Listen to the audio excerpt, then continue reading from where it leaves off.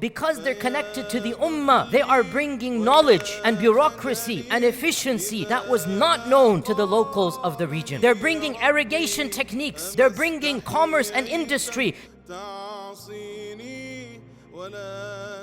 Dear Muslims, the history of Islam, the history of Muslim civilization is extremely fascinating. And while it is true that our religion is divine and our history is human, and since it is human, it is fallible, it's not perfect, still, the history of Islam and the history of Muslim civilizations and the accomplishments wherever Muslims have gone is something to be truly proud of and to be cherished. And our youth and our next generation need to be exposed to the beauty, the grandioseness, the majesty of our civilization. And especially the history of the Muslims in India.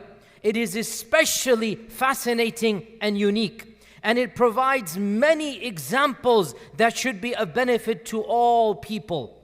Sadly, that history, that legacy is being tarnished and completely misrepresented in slanderous mechanisms for very political and nefarious aims. The current regime of that land, the BJP ruling party, that follows a twisted and nationalistic strand of Hinduism. This strand is called Hindutva. This strand is claiming that the land of India should only be defined in ethnic and cultural and religious terms. And they say that this land of India, it is only meant for Hindus. And so those that are outside of this faith tradition, even if they have roots going back thousands of years, all people outside of that ethnic and religious group, whether they're Parsis, whether they're Christians, and especially if they are Muslim, according to Hindutva, they become enemies of the state. They become people that are threats. They become people that are not welcome in that land. And we have seen in the last 10 years, this ideology has undertaken legislation in order to persecute the minorities. They have taken legislation in order to even strip citizenship away or to acquire the waqf properties that belong to the Muslims. And now, unfortunately, we are seeing a very precarious situation. The closest that this country has been at war to its neighbor, the closest it has been at war for the last 5 decades, based upon this misunderstanding, based upon this perversion known as Hindutva. And people of sense and sensibility, people of dignity, people of common sense do not want war. Nobody wants war. War is something that will harm innocent people. Tens of thousands, hundreds of thousands of innocent civilians might potentially die. And so it is our duty, it is our job to do whatever we can to avert war and to bring about peace. This is what our religion is about. And so what can I do? What can you do from so far away? One of the things we can do is to dismantle intellectually, to dismantle ideologically this perversion known as the Hindutva. This is a misunderstanding. It is historically false. And today in our brief khutbah, I'm going to mention some of the points that we should be aware of.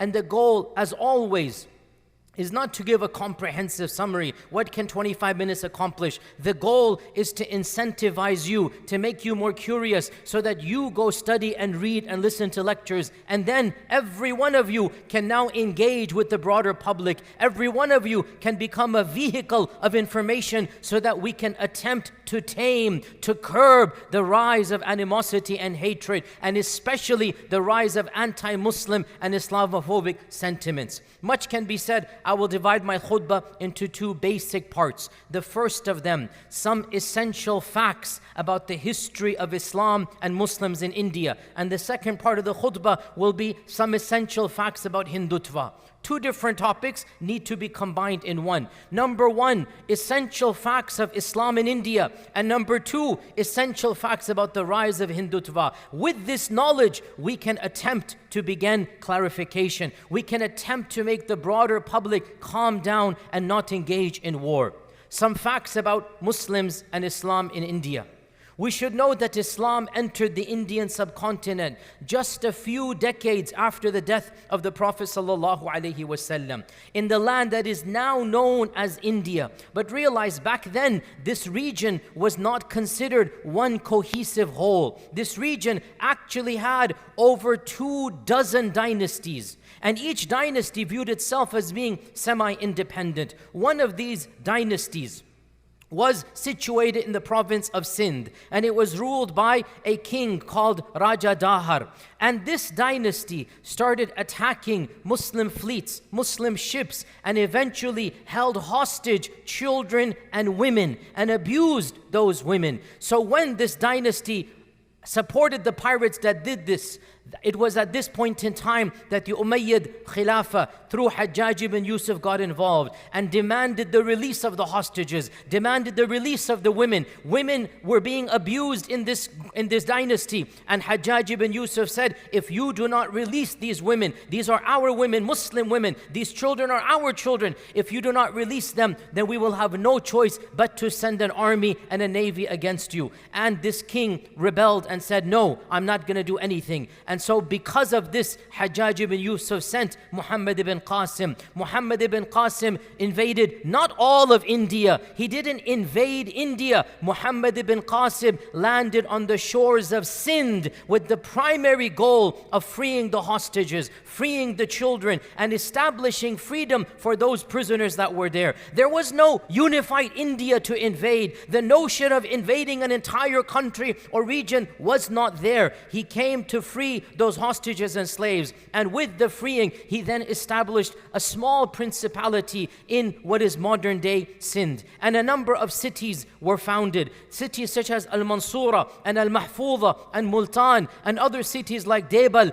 even though they existed before, with the Muslims and Arabs coming, they took on added significance. We're talking about 750 CE to around 1050 CE, more than 1,200 years ago. There are a number of travelers that went through India and saw these cities. A number of eyewitness accounts, geographers and people of knowledge like Al-Mas'udi, like Ibn Hawqal, like others who are well-known travelers. And Al-Mas'udi is an eyewitness. He traveled throughout the Muslim world. He traveled to Baghdad, to Damascus, to Egypt, and he traveled to India as well. Ibn Hawqal as well is one of those travelers. He traveled to the city of Mansura. The both of them wrote eyewitness accounts, and the both of them, in spite of the fact that they're global travelers and they've seen so much, the both of them express their awe and admiration about these Muslim cities in the land of Sindh. They express how magnificent these cities are. They're talking about how the fortresses are protecting the inhabitants. Ibn Hawqal mentions that there are gardens that people can walk in. He mentions the city is constructed in squares. People can walk properly and live properly. And they mention that the whole city has a bureaucracy that is taking care of the people around it. I want you to understand, when they're writing these lines, they're writing as people who recognize what the world is, and they're saying what the Muslims are doing in India is truly phenomenal. Additionally, at this time frame, probably 90% of this region is Hindu. The people in charge primarily are of the Muslims. Why are these Hindus not rebelling against the Muslim lords? Why are they not rebelling against these Muslim rulers? This is a question that we have to ask ourselves, and the answer is obvious. The answer is that Muslims that were ruling in this region, they were not exploiting the local people. They were not exploiting them and taking advantage of them. On the contrary, this is a key important fact. When the Muslims came, because they're connected to global civilization, because they're connected to the trade routes around the world, because they're connected to the ummah, they are bringing knowledge and bureaucracy and efficiency that was not known to the locals of the region. They're bringing irrigation techniques They're bringing commerce and industry. They're connecting in the international highway these cities that had not been connected on the international highways. Ibn Hawqal explicitly mentions that from the door of Mansura began the road that would take you eventually through Baghdad. They're building roads that are connecting these cities to the global civilizations. What this shows is that when the Muslims came, you cannot consider the Muslims to be colonizers like the British were. That is something that is the Hindutva lie. When the Muslims came, they helped the land flourish, and they took ownership, and they contributed, and they shaped, and they took on an Indian identity as well. When the Muslims came, they did not rule as a ruling class. They did not rule like the British did. This is the fundamental difference. When the Muslim dynasties came, beginning with Muhammad ibn Qasim, and then yes, many other dynasties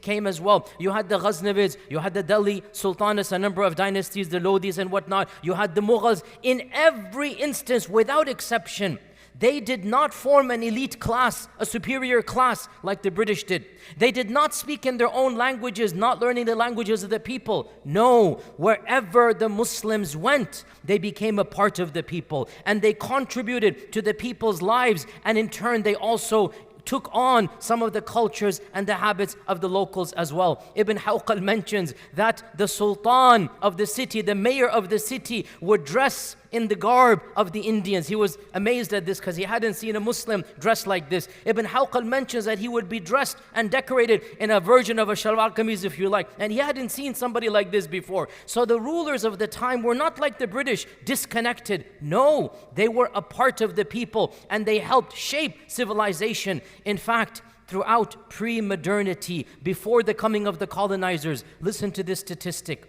Even though Islam in India was never a majority, at max it was 25%. It is estimated under Aurangzeb, and the Hindutva do not like Aurangzeb at all. It is estimated under Aurangzeb, 25% of that region was Muslim. 70 or 80% was 70% was Hindu. The question arises, why didn't the 70% revolt against the 20%? Why was there never, in all pre-modernity, not once, a Hindu revolt against a Muslim sultanate? Yes, there were wars between competing civilizations, as is the case everywhere. Even Muslim countries go to war. Those wars were not based on religion. They were based on resources. They were based on land. They were based on borders. In the entire pre-modern history, never did Muslims and Hindus have a civil war until the British come. Why? Because wherever the Muslims went, they actually caused the civilization to flourish. In fact, truthfully said, and wallahi this is not a brag or a boast, it was Muslim rule that allowed pre-colonial India to get on the map. Why was Europe so incensed to go to India? Why was Europe so crazy to get into India? Who was India being ruled by at that time? By the Mughals, by the Nawabs, by the Muslim rulers. It was the Muslim rulers that had connected India to the global roadmap, straight to Baghdad, straight to Iran, straight to Central Asia, straight to Muslim Africa. The products of India would be spread, and GDP increased and raised, so much so it got the attention of the British, of the Portuguese, of the Dutch. Why? Because efficiency of the Muslim lands. Never forget, when the colonizers, the European colonizers came, who did they deal with? The Muslims, rulers there, the Mughals, the Nawab of Bengal. They're dealing with the local Muslims. So for the Hindutva to come and to then equate us with the colonizers, to equate us with the Europeans, it is a travesty of history. It is an injustice against truth itself. Islam helped shape India. In fact, another bitter reality, the India of today would not be recognizable without Islam. The Hindutva want to claim India as their own. What they perceive as India, it is a merging and a product of multiple civilizations. I'm not saying only Islam, but without Islam, the India of today that the Hindutvas cherish would not be recognizable to them.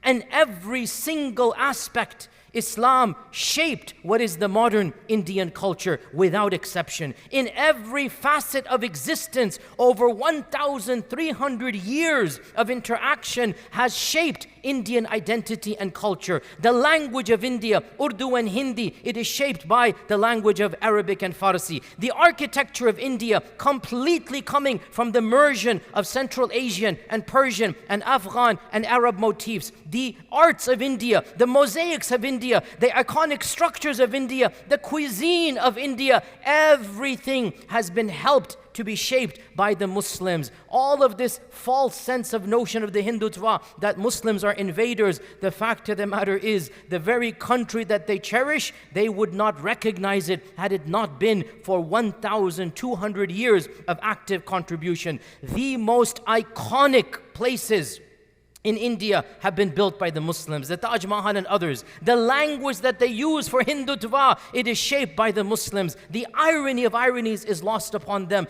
But this is where our education has to be given and try our best to correct this misunderstanding of history. You cannot equate European colonizers who came, didn't learn any words at all. They lived in an elite class. They kept their language. They forced their language on the peoples.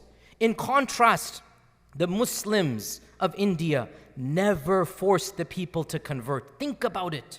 Why is it after 1,200 years, the majority of that region is still Hindu? Why? There was no forced conversion. There was no repression.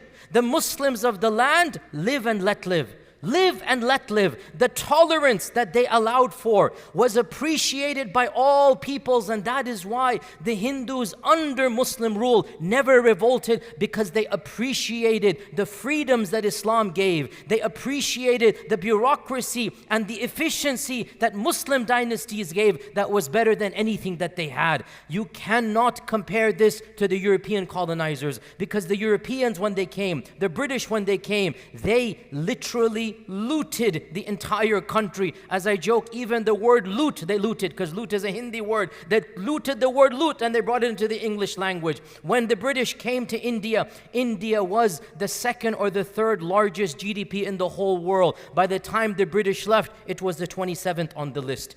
It was Muslims who helped India get to the second, third largest GDP. It was Islamic dynasties that boosted the prestige of India. Where is the capital of the country? Delhi. Why is Delhi the capital? The Delhi Sultanate. The Delhi Sultanate was literally what put Delhi on the map. And here, the very people that are talking about Hindutva, they're talking about it from the very city and the very land and the very language in which the Muslims contributed. The irony of ironies is lost upon them, but we need to educate them about this reality.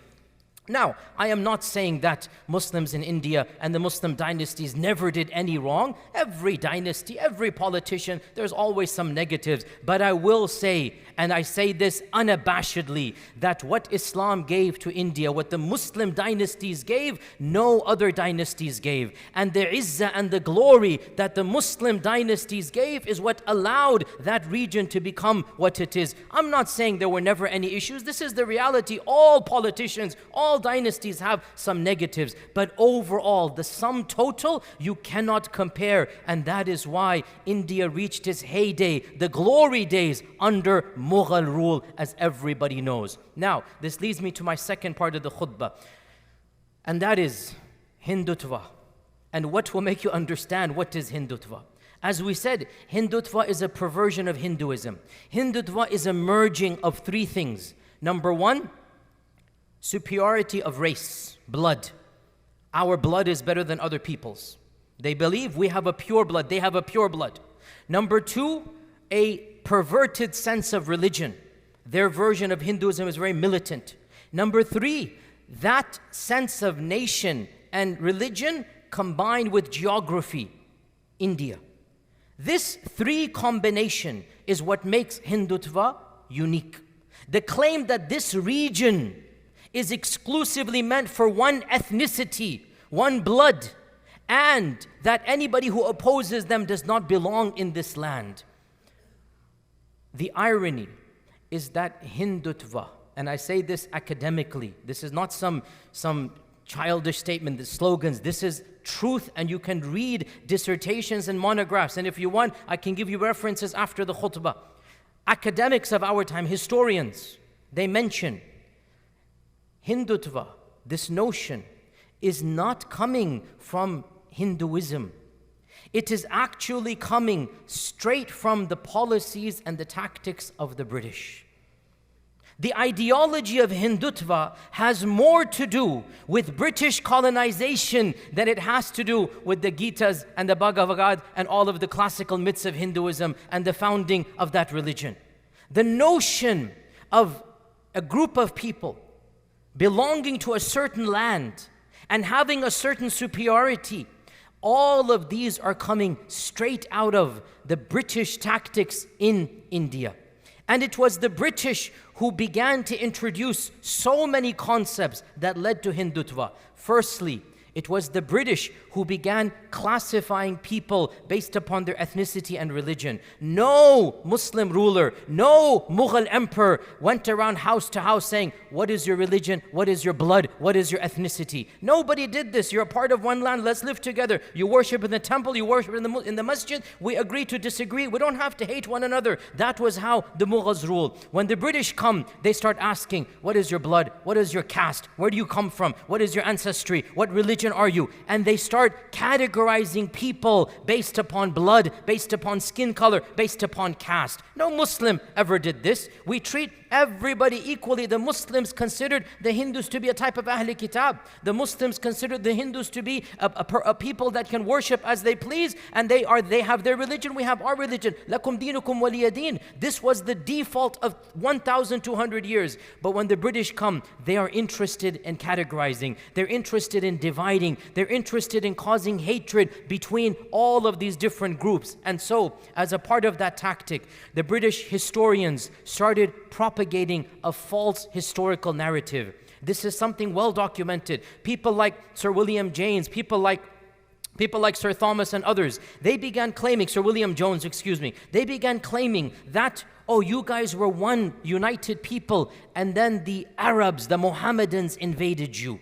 This notion that the Hindutva is saying, it doesn't come from their own historians. It comes from British historians of the 17th century. The British wanted to divide and conquer. The British wanted to foment hatred. So the British said to the local Hindu people, your nation was a great nation, and those Arabs came and invaded you.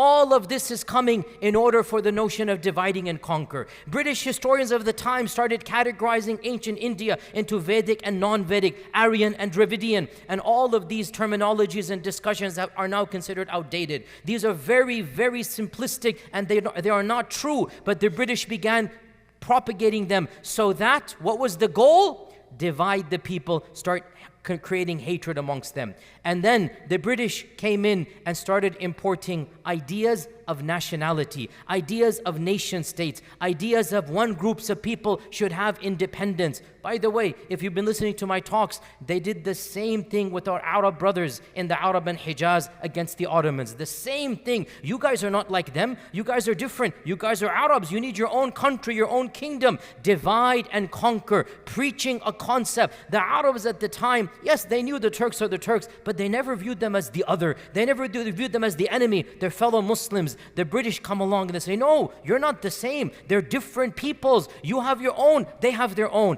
And it worked there as it is working right now over here as well. Divide and conquer. So they began preaching this concept of nationality, of identity to the Hindus. You have your own identity distinct from that of the Muslims. And here's the irony. Hindutva says, India belongs to the Hindus. I want you to pay attention to this. It was the British who first time in all of human history demarcated what is now modern India. India itself, as we consider it the subcontinent, consists of over 700 distinct identities. Over 400 languages are spoken. Over 25 clear divisions within what we consider Hinduism. The people who lived there never viewed themselves as being one peoples. Never. because their languages are different, their cultures are different, and every person from that region, you know, South India versus North India, simple division we're all aware of. It's much more than this, over 200 ethnic identities. Who lumped them all together and said India? The British. Not only this, even more ironic, where did the term Hinduism come from? Because experts should know, actually Hinduism, as we consider it, is not one religion. Hinduism is a group of over 15 strands, different gods, different ideologies, different ways of living, completely different philosophies. No two are exactly the same. Who combined all of these and said, you guys should be called Hindus? Once again, the British in 1700, they were the ones who put all of these different identities and they said, you are one religion called Hinduism. Now, once you understand the term India is coming from the British, meaning when I say the term India, I mean the geographic land known as India. And the term Hinduism is coming from the British. Now, do you understand the irony when a Hindutva person says India belongs only to the Hindus? The very nation state he's calling for was created by the British. And the very group that he thinks it belongs to, that group was quite literally demarcated, delineated by the British. This notion simply does not exist in the Hindu scriptures called the Vedas. There's no such notion.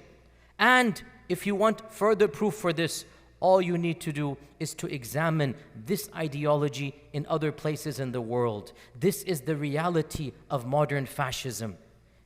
The founders of the BJP, the RSS, and Hitler's Nazi party were in direct communication with each other because the ideology is the same. Perversion of religion, superiority of ethnicity, and the land and nation state come together. That is what Nazism is. And Zionism is yet another example of this reality. Perversion of religion, superiority of ethnicity, and land state. And the far right of this country, here in our own mosque, somebody came to our parking lot and she's running for Congress and she said, America belongs only to Christians. We need to kick the Muslims out. This is what she's saying right from here.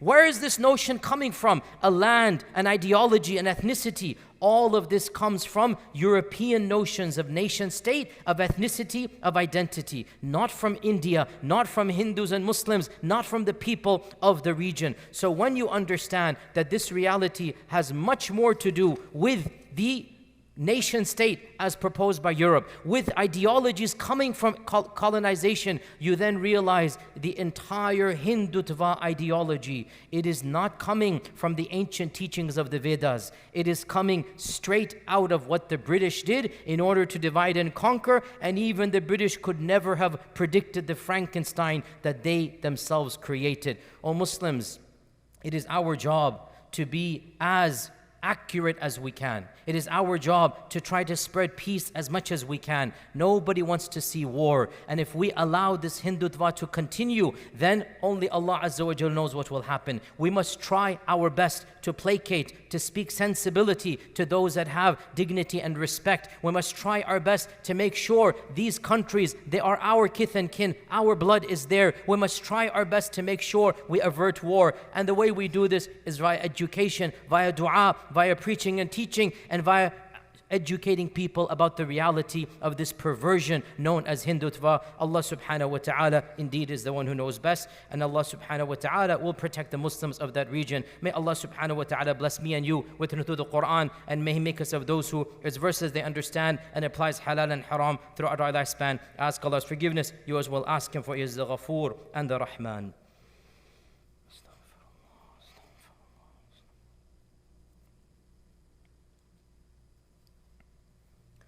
الحمد لله الواحد الأحد الصمد الذي لم يلد ولم يولد ولم يكن له كفوا أحد وبعد. One very important fact needs to be mentioned as well. And this is especially pertinent to our brothers and sisters who are not from that region. Some of you might not fully understand, say, well, this is a regional issue.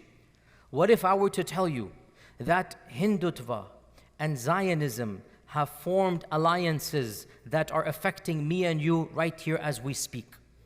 This is not something only related to the region. No, this strand of Hinduism is directly and causally linked politically militarily, ethnically, culturally to Zionism.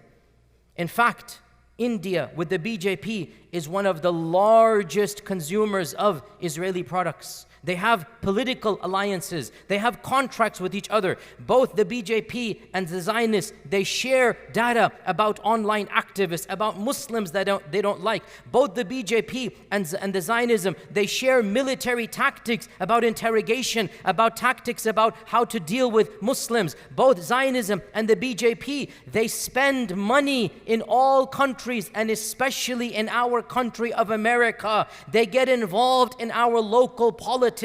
The BJP and the Zionist lobby are the two most powerful foreign lobbies that are getting involved in our own elections. No person runs at the Congress level, at the state level, at the Senate level, except that both of these entities get involved and they generally collaborate. They generally collaborate and they fund the same candidate. Understand, and the last few months has demonstrated this. The BJP activists online, the Hindutva social media activists have been at the forefront of fomenting anti-Palestinian hatred. People in India are at the forefront in spreading lies about what is happening in Gaza.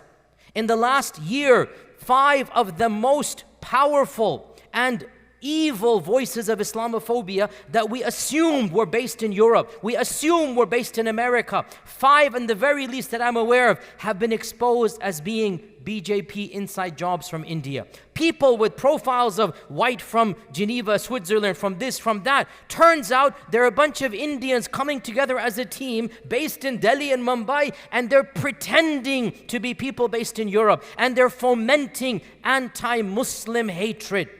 Oh Muslims, understand this point. The Hindutva lobby is now the 3rd or the 4th most powerful lobby in America. Of course, number 1 is always AIPAC in Israel. Number 1, the Zionist lobby is the most powerful. Under them, 3rd or 4th, is now the Hindutva lobby. And the two of them have joined together against whom? Palestine, Muslims, Islam. This is not a coincidence because they understand one of the most important tactics is to cause the average American to be fearful of people like us.